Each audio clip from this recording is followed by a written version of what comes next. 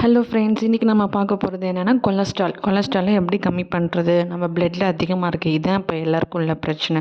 So அது cholesterol அதிகமாக இருந்துச்சுன்னா என்னென்ன தொந்தரவு வருங்கிறது ஃபஸ்ட்டு பார்த்துடலாம். ஸோ நமக்கு ஹார்ட் அட்டாக்கு, ஸ்ட்ரோக்கு அதுக்கு முதல்ல வர்றதுக்கு ரீசனே இந்த கொலஸ்ட்ரால் தான். இந்த கொலஸ்ட்ரால் என்ன ஆகும், ஒரு பிளேக் மாரி, அதாவது ஒரு தடிமன் மாரி வந்து நம்மளோட ரத்த நாளங்களில் வந்து பதிஞ்சிடும். ஸோ அதனால தான் நமக்கு ஹார்ட் அட்டாக்கு, ஸ்ட்ரோக்கு அதெல்லாம் வருது. ஸோ கொலஸ்ட்ராலுங்கிறது என்னென்னா ஒரு மெழுகு போல் ஒரு சப்ஸ்டன்ஸ், அப்படியே குழ குழன்னு வளன்னு இருக்கும். அது வந்து நம்ம லிவரால் ப்ரொடியூஸ் ஆகுது.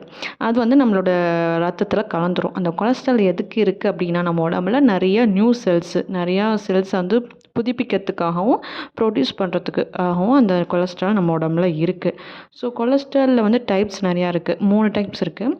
எல்டிஎல், ஹெச்டிஎல், அப்புறம் ட்ரைக்ளிசரைடுன்னு சொல்லுவோம். ஸோ எல்டிஎல்னா லோ டென்சிட்டி லிப்போப்ரோட்டீன், ஹெச்டிஎல்னா high density lipoprotein. So HDL அப்படின்னா அது நல்ல கொலஸ்ட்ரால். ஸோ எல்டிஎல்ங்கிறது வந்து பேட் கொலஸ்ட்ரால். ஏன் வந்துட்டு ஹெச்டிஎல்லை வந்து நல்ல கொலஸ்ட்ரால் சொல்கிறோம், குட் கொலஸ்ட்ரால் சொல்கிறோம் அப்படின்னா, நம்ம உடம்புல எவ்வளோ வந்து கெட்ட கொலஸ்ட்ரால் இருந்தாலும் அது எல்லாத்தையும் இந்த ஹெச்டிஎல் வந்து ரிமூவ் பண்ணிவிட்டு திரும்ப அதை என்ன பண்ணிவிடும்னா, அது லிவருக்கே எடுத்துகிட்டு போய், அதாவது அந்த கெட்ட கொழுப்புகளை உடச்சிட்டு லிவருக்கு எடுத்துகிட்டு போய் திரும்ப நம்ம உடம்புக்கு யூஸ் பண்ண கொடுத்துரும். எது? ஹெச்டிஎல். ஆனால் எல்டிஎல்லுங்கிறது என்னென்னா, அது ஒரு கெட்ட கொலஸ்ட்ரால். அது நிறைய இருந்துச்சு அப்படின்னா நம்மளோட ரத்தத்தில் ஆர்ட்ரிஸ் இருக்கும், அதாவது பிளட் சப்ளை பண்ணுற ஆர்ட்ரியில் போயிட்டு அப்படியே பதிஞ்சிடும், லேயராக பதிஞ்சிடும். ஸோ அந்தமாரி லேயராக போயிட்டுருக்கு. அதாவது ரத்த குழாய் இருக்குது, ரத்தம் அதில் ஓடிட்டுருக்கு. அதில் வந்து இந்த கொழுப்பு வந்து படிஞ்சிட்டே இருந்துச்சு அப்படின்னா நம்ம ரத்தம் என்ன பண்ணும், ஆக்சிஜனை கேரி பண்ணும். ஸோ அதனால் ஆக்சிஜனையும் கேரி பண்ண முடியாது, ஆக்சிஜனையும் அந்த இதுக்கு கொண்டு வர முடியாது. அதனால ஹார்ட் அட்டாக் வரும், ஸ்ட்ரோக் வரும். ஸோ அதனால தான் எல்டிஎல் வந்துட்டு பேட் கொலஸ்ட்ரால் அப்படின்னு சொல்கிறாங்க.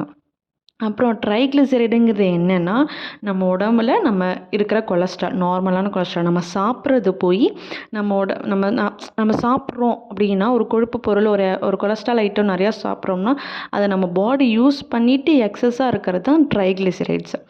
ஸோ வந்துட்டு இப்போது ட்ரைக்ளிசரைடும் அதிகமாக இருக்குது, எல்டிஎல்லும் அதிகமாக இருக்குது. ஆனால் ஹெச்டிஎல், அதாவது ஹை டென்சிட்டி லிப்போப்ரோட்டீன் வந்துட்டு நார்மலோட ரொம்ப கம்மியாக இருந்துச்சு அப்படின்னா நமக்கு இருதய தொந்தரவு வரத்துக்கு 100% வாய்ப்பு இருக்குது.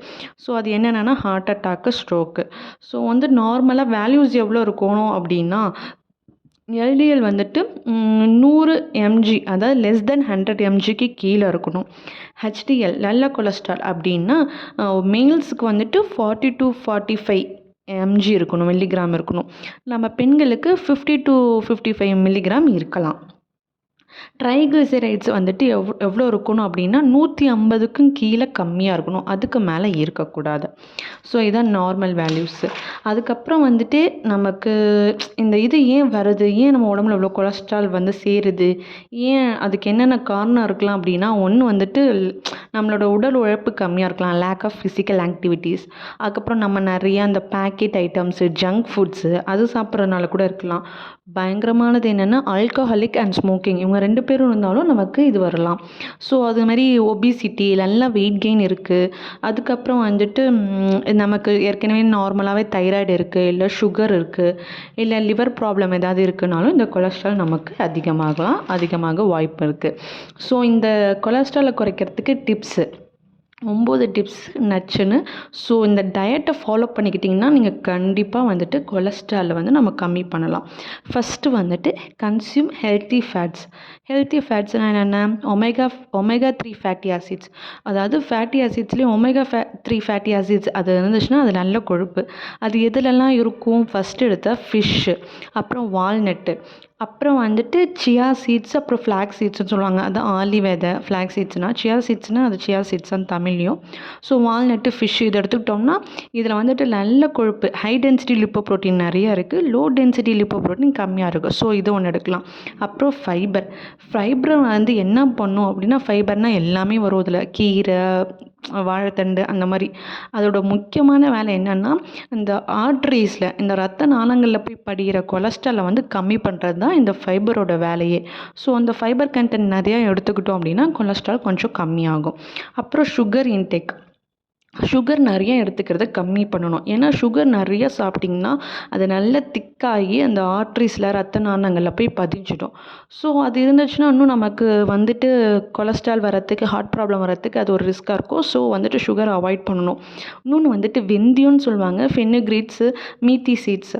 ஸோ அதில் வந்துட்டு நிறைய ஃபைபர்ஸ் இருக்குது. அதுவும் இல்லாமல் அதை ட்ரைக்ளிசரைட் லெவல் தான் கம்மி பண்ணும். ஸோ அதனாலே கொலஸ்ட்ரால் வராது. ஸோ வெந்தயம் எடுத்துக்கலாம். இன்னொன்று நட்ஸ்னால் அது வால்நட்ஸு, பாதாம் அதுவும் நல்லது. ரொம்ப ஹை டென்சிட்டி லிப்போப்ரோட்டீன் நிறையா இருக்கிறதுனால அந்த அளவுக்கு நமக்கு கொலஸ்ட்ரால் வராது. இன்னொன்று ஓட்ஸில் வந்துட்டு பீட்டா குளுக்கன்னு ஒன்று இருக்குது. ஸோ அது வந்து கொலஸ்ட்ரால் லெவலை கம்மி பண்ணும். இன்னொன்று பூண்டு வந்துட்டு எடுத்துக்கிட்டோம் அப்படின்னா அதில் ஓல்ஃபின்னு ஒரு பயோ ஆக்டிவ் காம்பவுண்ட் இருக்குது. ஸோ அது வந்து ட்ரைக்ளிசரைட் லெவலை கம்மி பண்ணும். அதுவும் இல்லாமல் அந்த ரத்த நாளங்களில் போய் படிகிற அந்த கொழுப்பை வந்து கம்மி பண்ணும். இன்னொன்று க்ரீன் டீயில் வந்துட்டு ஆன்டி ஆக்சிடென்ட்ஸ் நிறையா இருக்குது. அப்புறம் கேட்சின்ஸ்னு அதில் ஒரு காம்பவுண்ட் இருக்குது. ஸோ அது வந்துட்டு கொலஸ்ட்ராலை வந்து கம்மி பண்ணும்.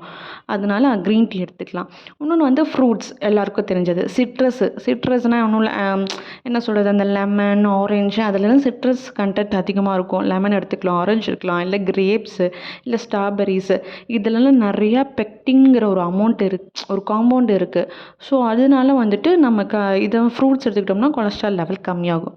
லாஸ்ட் பட் நாட் லீஸ்ட் என்ன அப்படின்னா எக்ஸசைஸ், ஃபிசிக்கல் ஆக்டிவிட்டி. ரொம்ப எக்ஸசைஸ் இருக்கணும். ஒரு நாளைக்கு 30 மினிட்ஸாவது ஃபிசிக்கல் ஆக்டிவிட்டி இருக்கணும். ஸோ நம்ம உடம்புலேருந்து வேர்வை சிந்தணும். அப்போ தான் அந்த கொலஸ்ட்ரால்ஸ்லாம் குறையும். So lack of physical activity தான் முக்கியமான காரணம் இப்போ இருக்க லைஃப் ஸ்டைல் சேஞ்சஸில். ஸோ கொலஸ்ட்ரால் கம்மி பண்ணணும்னா இதெல்லாம் ட்ரை பண்ணால் தான் வந்து கம்மியாகும். எதுவுமே பண்ணாமல் நல்லா ஃபுல்லாக சாப்பிட்டுட்டு உட்காந்துட்டு எனக்கு கொலஸ்ட்ரால் இருக்குதுன்னு சொல்லிட்டாங்க, எனக்கு ஹார்ட் அட்டாக் வந்துடும், அது வந்துடும்னு சொல்கிறது it's not an a good. So இந்த டிப்ஸ் ட்ரை பண்ணுங்கள். கண்டிப்பாக நல்லா ரிசல்ட் தெரியும். தேங்க்யூ.